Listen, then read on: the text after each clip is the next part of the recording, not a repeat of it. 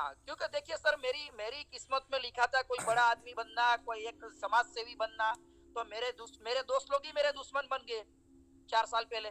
बिल्कुल ठीक कह रहे हैं आप। वो उसी की दुश्मनी ऐसी थी कि मेरे यहाँ पर कामयाबी वो देख नहीं पाए। हाँ वो लोग हाँ। 25 साल से सिंगापुर में थे, तो उसको कोई 10 कुत्ता भी नहीं जानता था। और मैं हम्म। एक, तब मेरी उम्र 25 साल की थी, तो मेरे को सब सारे इज्जत देते थे, रिस्पेक्ट करते थे, बड़े बड़े अधिकारी यहाँ के पुलिस के लोग भी। तो वो लोग देख नहीं पाए। हाँ हाँ। और उसी के जलन के अंदर में मेरे पे झूठे गवाह को पेश करके खड़े करवा दिए। ओके। रोहित जी, आपकी जानकारी के लिए अभी मैंने इसकी रिकॉर्डिंग चालू कर दी है अभी।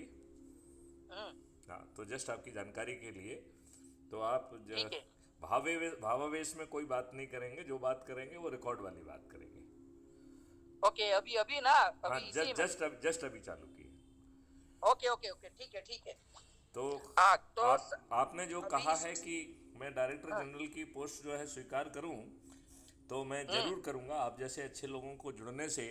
और जब दो बड़ी हम्म। संस्थाएं आपस में जुड़ेंगी तो उससे निश्चित तौर पर जो है वो होगा, नहीं, वो तो सर शक्ति देखो सर, बढ़ेगी। एक एक देखिए सर, एक सोशल इंजीनियरिंग होती है। ये पॉलिटिशियन वाले क्यों जीत जाते हैं जनता से मालूम है? वो एक ऐसी गठबंधन करते हैं लोगों के दिल के अंदर में और माइंड में, आपस में मिलके, तो वो लोग उसके वोट पा लेते हैं। तो अपने ही एक दो एनजीओ ऐसी कोई जुड़ जाए, क्योंकि दो लोगों की एक मेंटालिटी सेम है, तो उसको एक ऐसा हथियार मिल जाएगा कि जहां पर कोई आपका कांटेक्ट नहीं चलेगा, वहां पर हमारा कांटेक्ट चल जाएगा।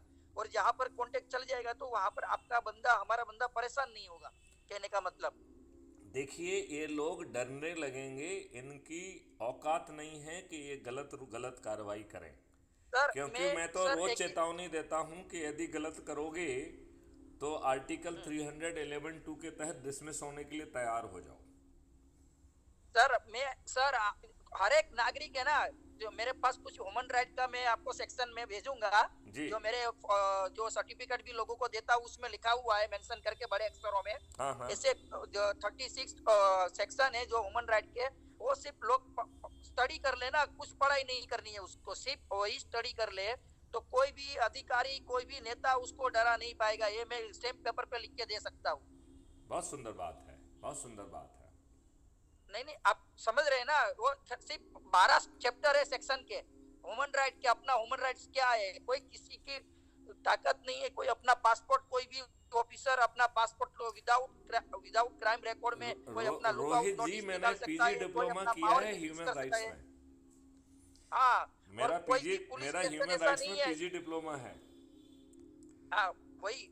और अभी आप समझिए कि आपका जो भी कोई संस्था चला रहे हो, और आपके ऊपर झूठे मुकदमे लगा देते हैं, तो वो आदमी को सस्पेंड तक नहीं, वो उसका घर भी बिक जाता है अधिकारी का।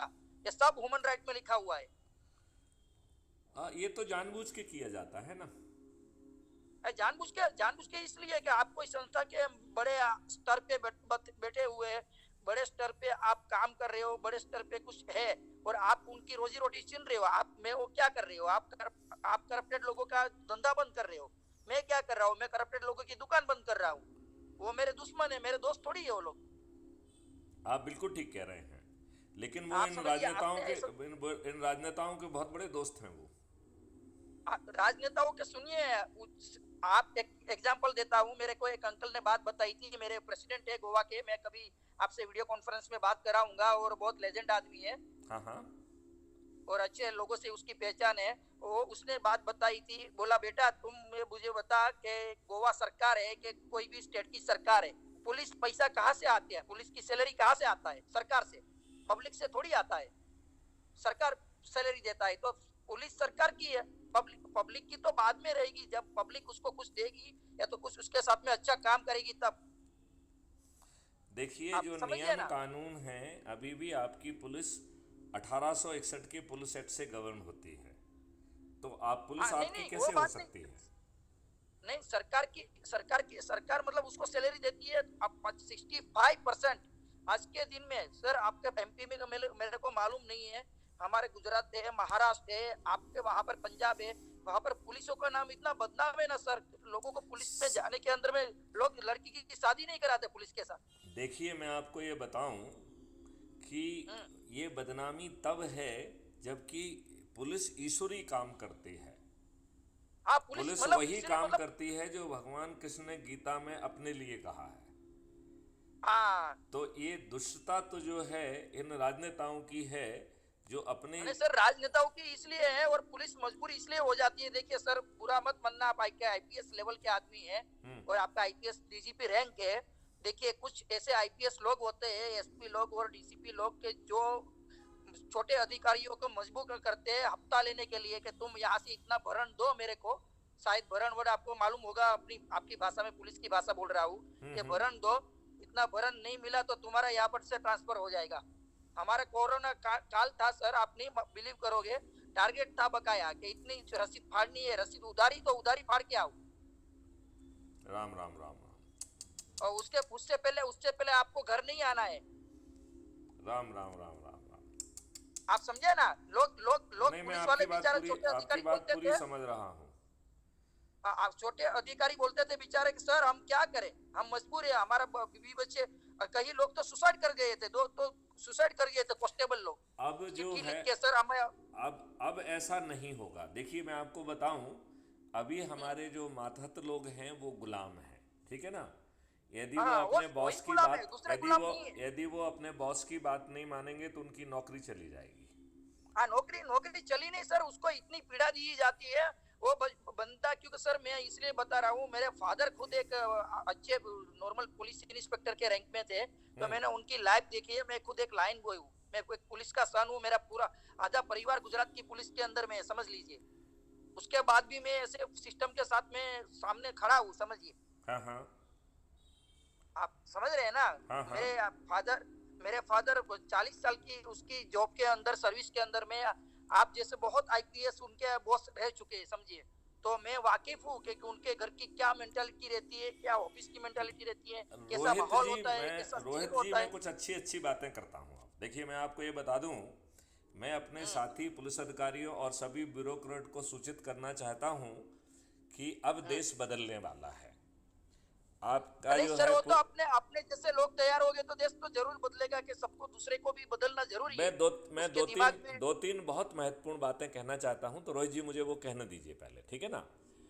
देखिए पहली बात तो मैं ये कहना चाहता हूं कि हमारी प्रशासनिक व्यवस्था पूरी तरह से पारदर्शी हो जाएगी, अकाउंटेबल हो जाएगी, संवेदनशील हो जाएगी। व्यवस्था में बैठे लोग जो है सही निर्णय ही लेंगे। यदि वो गलत निर्णय लेंगे या विलंब से निर्णय लेंगे तो मैं आपको बताना चाहूँगा कि आगे चल के उन्हें हर्जाना देना होगा, क्षतिपूर्ति देना होगी, जो कि लाखों में होगी, जो उनके औकात के बाहर होगी। हाँ नंबर तो वन। उसके नंबर टू, आगे चल के कोई भी बॉस अपने सबॉर्डिनेट की एसीआर नहीं लिखेगा। अब हमें अपने सबॉर्डिनेट को गुलामी से बाहर निकालना है। तो हमने एक ऐसा सिस्टम बनाया है कि हर काम की मदद के लिए कुछ मॉड्यूल्स होंगे, और जब जो काम वो अभी 15 मिनट में करते हैं वो 1 मिनट में कर पाएंगे, राइट। और राइट। और उसी समय उसका जो है परफॉर्मेंस एक्सट्रैक्ट कर लिया जाएगा। ये जो परफॉर्मेंस है इसको इंटीग्रेट करके परफॉर्मेंस इंडेक्स में कन्वर्ट किया जाएगा, और इस परफॉर्मेंस इंडेक्स के आधार पर ही आगे पदोन्नतियां मिलेंगी और पदस्थापनाएं होंगी। तो आगे चल के पदस्थापनाएं बॉस नहीं कर पाएगा और ना ही ये राजनेता कर पाएंगे। स्थानांतरण उद्योग खत्म हो जाएगा, राइट। फिर इनके कंडक्ट रूल में परिवर्तन किया जाने वाला है, जिसके तहत यदि वरिष्ठ पद पर बैठा हुआ व्यक्ति इन राजनेताओं या किसी के दबाव में आके गलत निर्णय लेता है तो नीचे का सबॉर्डिनेट जो है उसके कंडक्ट रूल में जिम्मेवारी उसे सौंपी जाएगी कि वो जो है उसको रिव्यू के लिए सबमिट करे। यदि वो रिव्यू के लिए सबमिट नहीं करता है तो उसे भी उसका सह अपराधी माना जाएगा। और यदि वो रिव्यू के सबमिट करता है और इसके बाद भी वरिष्ठ पद पर बैठा व्यक्ति अपनी हेकड़ी में उसकी बात नहीं सुनता है उचित होते हुए भी, तो ऐसे सभी चीज़ें एक कमीशन के पास चली जाएंगी। कमीशन 1 to 1 चीज़ों पर रिएक्ट नहीं करेगा। 100 या 200 जब ऐसे मामले हो जाएंगे तब उस अधिकारी को बुलाया जाएगा कि अब आप एक एक करके जवाब दीजिए, और यदि वो उसके पास उचित उत्तर नहीं रहे तो 311(2) के तहत उसकी नौकरी चली जाएगी। अब मुझे बताओ ये गड़बड़ी कोई कर पाएगा क्या? नहीं सर, वही तो बोल रहा हूँ, इसी सिस्टम यहाँ पर इन सिंगापुर और बाहर की अब्रोड की कंट्री में बनी हुई है, इसलिए यहाँ के अधिकारी कोई भी गड़बड़ नहीं करता है और ना ही खुलेआम वो रिश्वत मांगता है। हम तो अंडर ये कह टेबल रहे हैं, गवर्नमेंट हम करता तो है। ये कह रहे हैं जो सिंगापुर और बाकी जगह हो रहा है, हम उससे बेहतर सोच सकते हैं, उससे ज़्यादा सोच सकते हैं और अरे उनसे सर, उनसे बहुत अच्छा कर सकते हैं। अरे सर, इन लोगों के पास तो इतना दिमाग ही नहीं है जितना अपने इंडियनों के पास दिमाग है, समझ लीजिए। सबसे ज्यादा बिजनेस तो इंडियन ही करते हैं। मैं वही कह रहा हूँ कि हम बहुत जल्दी ये सब चीज़ों में बदलाव कर पाएंगे। तो बस आप जो है रोहित जी एक ही काम करिए, संगोष्ठी संगोष्ठी संगोष्ठी, आयोजन आयोजन आयोजन, जोड़ना जोड़ना जोड़ना। और मेरा ऐसा मानना है कि आज की जो है ना व्यवस्था में हर कोई बिजी है, राइट? लिहाजा हर जब मतलब व्यवस्था में नहीं, अपने परिवार की व्यवस्था में बिजी है सर, बाकी तो बिजी तो कोई नहीं होता, समझिए। एक राजनेता भी रहता है ना, उसके पास भी टाइम ही टाइम होता है, उसकी ऑफिस में जाइए तो आपको मालूम पड़ जाएगा। मैंने राजनेता अधिकारी सभी को बहुत अंदर से देखा है और जनता को भी बहुत अंदर से देखा है। मैं इसको दूसरे तरीके से कह रहा हूँ। देखिए, पहले एक व्यक्ति कमाता था और पूरे कुनबे को पाल लेता था। आज हाँ, मियाँ बीवी दोनों कमा रहे हैं और 2 बच्चों का भार नहीं उठा पा रहे हैं। हाँ, व्यवस्था बस इतनी वही। खराब और घटिया कर दी गई है, महंगाई इतनी ज़्यादा कर दी गई है, आपके ऊपर टैक्सेशन लाद दिया गया है। सर, टैक्सेशन में मतलब आप एक आइसक्रीम खाने जा, लोग सोचते हैं कि मैं टैक्स नहीं पे करता हूँ हिंदुस्तान को, वो गलत सोच रहे हैं। आप एक आइसक्रीम खाने जाते हो तो उसमें 5 रुपया गवर्नमेंट का होता है अपने खाने का। मैं ये कह रहा हूँ कि हमने जो मॉडल बनाया है उसके तहत भारत की सरकार के पास 20 गुना ज़्यादा धनराशि होगी। और मैं बड़ी छोटी सी बात कह रहा हूँ, जब हमारे पास 20 गुना ज़्यादा धनराशि होगी तो फिर हमें अपने देशवासियों से टैक्स क्यों लेना है? तो मैं आपको, रोहित जी, आपको बताना चाहता हूँ, आने वाले भारत में टैक्स नहीं होगा। भारत टैक्स फ्री होगा, किसी भी तरीके का टैक्स नहीं होगा, ना इनकम टैक्स होगा ना जीएसटी होगा। आपको एक चीज़ और बता दूं मैं रोहित जी, कि हर व्यक्ति के 2 अकाउंट होंगे। एक एक अर्निंग अकाउंट होगा, दूसरा कॉस्ट सेटलिंग अकाउंट होगा। तो जब आप मतलब डिस्ट्रेस जिसमें जब जहाँ पर एक्सपेंस का होगा उसका। हाँ, मतलब हर व्यक्ति के 2 अकाउंट होंगे। एक है अर्निंग अकाउंट, दूसरा कॉस्ट सेटलिंग अकाउंट। मतलब यदि आप डिस्ट्रेस में हैं, कमा नहीं पा रहे हैं, तो आपको अपने इलाज में आप चेक जारी करेंगे तो वो ऑनर होगा, डिसऑनर नहीं होगा। आपके कॉस्ट सेटलिंग अकाउंट से को डेबिट करते हुए आपके अर्निंग अकाउंट में उतना पैसा अपने आप ट्रांसफ़र हो जाएगा और धीरे धीरे आपका वो पट जाएगा। तो किसी भी व्यक्ति को कर्ज नहीं लेना होगा। और व्यवस्था में बैठे लोग, चूंकि इनकम टैक्स खत्म हो जाएगा तो जो ढेर सारे लोग जो कंप्लायंस में आज जो वो कर रहे हैं, ये सब फ्री हो जाएंगे। इनको रीओरिएंट करके सपोर्ट सिस्टम के लिए तैयार किया जाएगा। तो यदि आप कमा नहीं पा रहे हैं तो आप कमाएं, ये हमारी जिम्मेवारी है, राइट? तो हम यस। आपको, आपके पास पहुंचेंगे, हमारी टीम पहुंचेगी और वो आपकी परेशानी समझेगी। तो चाहे टेक्नोलॉजी की प्रॉब्लम हो, चाहे स्किल्ड मैन पावर की प्रॉब्लम हो, चाहे रेगुलेशन की प्रॉब्लम हो, चाहे मार्केटिंग की प्रॉब्लम हो, वो सॉल्व करने की जिम्मेवारी इस एक्सपर्ट टीम की होगी। तो हाँ जी। यदि आप मतलब आप का चेक तो डिसऑनर होगा ही नहीं, आप दिवालिया भी नहीं हो पाएंगे। भारत देश में अब कोई दिवालिया नहीं होगा, कोई बैंकरप्ट नहीं होगा। ये बात मानते हैं कि नहीं? नहीं, वो तो सर, वो आप देखो, सिस्टम चेंज हो जाएगी पूरी, सिस्टम में एक एक नया कानून आ जाएगा तो समझ लीजिए कि आप इधर विदेश में देख लीजिए, कोई भी अपना बैंक का पैसा लेके भाग नहीं पाता है। अपने लोगों को करोड़ रुपए 2 करोड़ लेके दूसरे देश में जाके उसका नागरिकता ले लेते हैं। बिल्कुल आपने सही कहा। आगे चल के लोग भारत में लाइन लगाएंगे नागरिकता लेने के लिए। हाँ, तो वही वही, क्योंकि सर यहाँ पर क्या है, देखिए यहाँ पर एक फॉर्मूला है, ये जो कंट्रियां है, सिंगापुर हो गई, यूएसए हो गई, कि जितने भी बड़े बड़ी देश है, ठीक है, उनको सिर्फ पैसे से मतलब है। वो क्रिमिनल है या चोर है या उससे बड़ा चोर है, उससे कोई मतलब नहीं है कि वो टेररिस्ट है। उनको पैसे से मतलब है, उसकी बस जीडीपी बढ़नी चाहिए। आप बिल्कुल ठीक कह रहे हैं, लेकिन ऐसा होना नहीं आप समझ चाहिए। ले, विजय, आप एग्जांपल दे रहा हूँ, विजय माल्या का, ललित मोदी का, ये लोग भागे हैं तो उसके पास पूरा पैसा थोड़ी बर्बाद कर दिया होगा, उसके पास उसने 25-50 करोड़ रखा होगा। उसको भी पता है कि लंदन जा रहे हैं तो जब तक 20 करोड़ हम इन्वेस्ट नहीं करेंगे तब तक हम वहां पर नहीं रह सकते। आप ठीक कह रहे हैं। ये यहाँ का नियम है, क्योंकि यहाँ पर से उसको इनको अभी एक देखिए, एक वो स्वामी था बेंगलोर का, आपको पता है, उसने एक टापू खड़ा कर दिया, देश बना दिया। बताइए कितना पैसा लूटा होगा उसने। बिल्कुल सही कहा आपने। आपने यहाँ पर आके सर, एक आदमी आराम की टूरिस्ट का आदमी पूरे दो टाइम खाना नहीं खा सकता इन कंट्रियों में, वो लोग पूरा पूरा देश बना रहे हैं। बताइए कितना पैसा होगा उनके पास। तो आप ये बताइए, माननीय मोदी जी तो जो है विदेशों से पैसा नहीं लेके पाए हैं, लेकिन हम कह रहे हैं कि हम जो है पेपर करेंसी को ख़त्म कर देंगे तो ये बैंकों का पैसा अपने आप लौट के आ जाएगा कि नहीं आ जाएगा? नहीं, वो तो देखो, पेपर करेंसी में देखिए हर एक कंट्री की एक एक वैल्यू होती है। लास्ट टाइम में जब डेमोनाइजेशन करके एक 2000 ये का नोट आया तो अपना पेपर भारतवासी करेंसी ही ख़त्म कर दी जाएगी। नहीं नहीं, वही तो आपको सुनिए ना, ये जो अपने भारतवासी थे 2000 नोट आया था तब वो बहुत खुशी थे, कूद रहे थे कि भाई हमारी नोट की करेंसी बढ़ गई। और वो मूर्खों को इतना पता नहीं था, जो एक शून्य बढ़ता है किसी नोट के पीछे उसकी देश की जीडीपी की अपनी वैल्यू गिरती है। शून्य बढ़ना मतलब देश नीचे जाना। शून्य की कोई वैल्यू नहीं है नोटों में। आप बिल्कुल ठीक कह रहे हैं, लेकिन जैसे इन्होंने 2000 का नोट अभी बंद किया, उसमें भी तो दुष्टता है ना।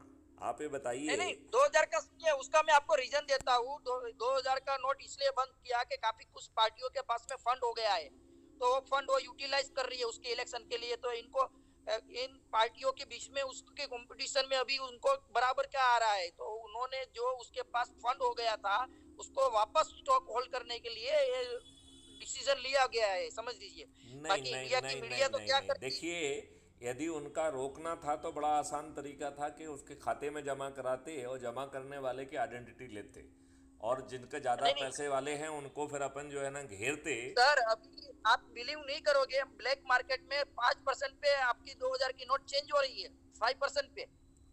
नहीं, लेकिन ज़रूरत क्या है उसे, जब जो है ना जाके बैंक से अक्रॉस द टेबल बिना किसी एप्लीकेशन के, बिना किसी पेन स्लिप के मिल रही है, तो फिर 5% देने की क्या ज़रूरत है? नहीं, आप सर आप नहीं समझ रहे हैं। एक गरीब आदमी है, कई ट्रेनों में सफर कर रहे लोग हैं, बसों में सफर कर रहे लोग हैं, उसकी जेब आप चेक करिए कभी जाके, कभी उसकी जेब से 2000 की नोट मिलेगी क्या? बिल्कुल जब ठीक चल है। रही थी तभी भी। मैं यही कह रहा हूँ कि 2000 की नोट जो है सिर्फ उन लोगों के पास है जिन्होंने कालाबाजारी की, भ्रष्टाचार काला किया। बाजारी मतलब, सुनिए, काला बाजारी मतलब कैसे काला बाजारी? सट्टा हो गया, जुआ हो गया, मटका हो गया, ये गैम्बलिंग की लाइन हो गई, जिसे 2 नंबर की एक्टिविटी में दारू का सप्लाई हो गया, जैसे कोई ऐसी अयासी वाली चीजें हो गई, ड्रग्स हो गया, ऐसी कामों के अंदर में 2000 की नोट ज्यादा जाती है करेंसी में। आप बिल्कुल ठीक कह रहे हैं, आप बिल्कुल ठीक कह रहे हैं।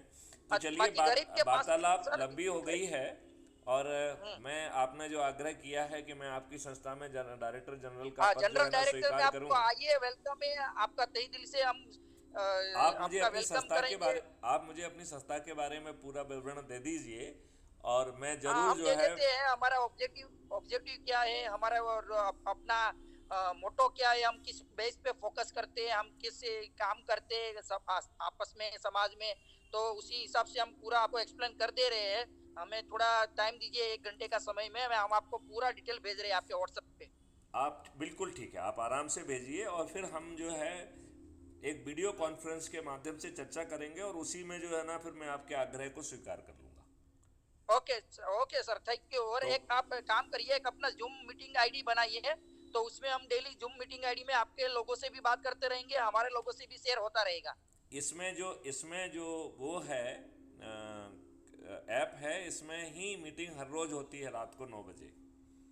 नहीं नहीं, एक जूम बनाइए तो ताकि कुछ इंटरनेशनल लोग भी हमारे साथ जुड़ने वाले हैं, तो वो भी जूम में आप वो जो अटैच है, होके जब जुड़ जब सके। जब भी आप कहेंगे तो हम जूम मीटिंग की लिंक भेज देंगे, या आप जूम लिंक भेज के लिए तो उसको मैं ज्वाइन कर लूंगा दोनों तरफ और से। सर दूसरी बात, मेरा अभी सुनिए, मैं आपको इसलिए जोड़ रहा हूँ, मेरा एक फ्यूचर प्लान है। मेरे जो आपको बोला ना सर, डीजीपी सर, हम प्लान कर रहे हैं, हम एक एशियन कंट्री का एक पुलिस एसोसिएशन बना रहे हैं, जैसे इंटरपोल है, आप समझ रहे हैं ना, ऐसी एक संस्था बना रहे हैं पुलिस एसोसिएशन करके, इंडिया एशियन पुलिस एसोसिएशन करके। जो वो मेरा सक्सेस हो जाता है इधर INGO, तो उसके अंदर में हम हर लोगों को जोड़ेंगे, जितनी संस्था आने चाहिए थी वो सबको लेंगे हमारे में। हाँ, तो उसके जरिए क्या है कि जो क्रिमिनल बाहर भाग जाते तो उसका डेटा ब्यूरो हमारे पास रहेगा। देखिए, मेरा सोचना है कि अभी हमें जो है मछली की आंख दिखाई देना चाहिए, और वो होना चाहिए इन राजनेताओं को पराजित करना। सर देखो, वो तो हो एक ही रहा एक है, वो बार तो आपने। आप एक बार इन राजनेताओं को पराजित करके नई व्यवस्था, कानून बनाने की क्षमता, टेक्नोलॉजी की लाने की क्षमता आपके अंदर होगी, तो ये सब काम बहुत ही आसान है। हाँ, कोई सर, और दूसरी बात, आपको टेक्नोलॉजी के बारे में कोई भी मतलब सपोर्ट चाहिए तो मेरे पास भी टीम है। और कभी गुजरात जाइएगा तो अपना एक इंस्टीट्यूट है छोटा सा राजकोट में, डिटेक्टिव क्राइम का, आप वहां पर आप जरूर आप मुलाकात जो है कीजिएगा। उस टीम से मेरी जूम मीटिंग कराएंगे तो मैं कुछ काम इमीडिएटली कराना चाहता हूँ। हाँ, तो जूम मीटिंग में आपको कल तक का टाइम दो, संडे को करा सकता हूँ क्योंकि सैटरडे तक आप हम लोगों संडे का को क्लासेज मेरी रहता अपनी है। टेक्निकल टीम से बात कराइए, और हम जो है उनको इमीडिएटली कुछ काम देंगे जो उनको करना हाँ है, और एक हाँ आध दो लोग सपोर्ट के लिए भी दे देंगे उनको। हाँ, नहीं नहीं, एक उनको देखिए, वो लोग एथिकल एथिकल हैकिंग इंस्टीट्यूट चलाते हैं राजकोट में। अच्छा। सबको साइबर क्राइम की ट्रेनिंग देते हैं, प्री साइबर क्राइम की, कि तुम्हारे साथ तो फ्रॉड होता है तो तुम साइबर वॉरियर बन के और वही ट्रेनिंग में पुलिस लोगों को, कुछ अच्छे लोग हैं जो है मेरी टीम में, पुलिस वाले जो मेरे को सपोर्ट करते हैं, मेरे लोगों को, उनको मैं ट्रेनिंग फ्री में प्रोवाइड करवाता हूँ। ऑनलाइन बहुत ट्रेनिंग रहता है उसमें। बहुत सुंदर, बहुत सुंदर। मेरी टीम भी तो ऐसा करती रही है। आजकल जो है जरा हम इन चीज़ों में ज़्यादा बिजी हो गए हैं, क्योंकि मुझे लग रहा है कि पहले देखो, एके साधे सब सदें, सब साधें सब जाएं। आज की राक्षसी व्यवस्था में ये की जान जो है इन दुष्ट राजनेताओं में है। लिहाजा अभी हम अरे वो तो पूरी शक्ति इस बात पे लगा रहे हैं कि मतदान के पहले इन दुष्ट राजनेताओं को अपनी हार स्वीकार करने के लिए विवश कर देंगे। फिर हम बड़ी आसानी से गुलामों के जो नियम कानून हैं उनको भी बदल पाएंगे। जो आज की व्यवस्था लाट साहब बनी हुई है, वो पारदर्शी, अकाउंटेबल और संवेदनशील हो जाएगी। इनकी एसीआर कोई बॉस नहीं लिखेगा, उसे एक्सट्रैक्ट किया जाकर परफॉर्मेंस इंडेक्स में कन्वर्ट किया जाएगा, एंड उसी परफॉर्मेंस इंडेक्स के आधार पर पदोन्नतियां भी मिलेंगी और पदस्थापना भी मिलेगी। तो जो आज का कोई स्थान, तो बात मैं, नहीं सर, आज यहाँ पर अपने या इसी बात का पुनः विराम करते हैं। नेक्स्ट टॉपिक के साथ कभी कहीं बात करेंगे, और ठीक है, हम तो आपको अपन कई अब वीडियो अपन नेक्स्ट कॉन्फ्रेंस। बात संडे को कर रहे हैं और आपकी टेक्निकल टीम के साथ कर रहे हैं। हाँ, और अभी जो भी दूसरी बात, अपने जो जनरल डायरेक्टर की पोस्ट की रहेगी तो उसी दिन अपने को आपके साथ मीटिंग वीडियो कॉन्फ्रेंस कर लेंगे, और उसमें आपको इनविटेशन एक दिया जाएगा, और आप उसमें अपने बड़े मन से। अपनी विचार करके अपनी सहमति भी दे देंगे, ठीक है ना? हाँ ठीक है सर, ठीक है। जय चलिए, हिंद तो सर, जय वंदे मातरम, जय जवान जय पुलिस। ओके। जय गुरुदेव, जय गुरुदेव।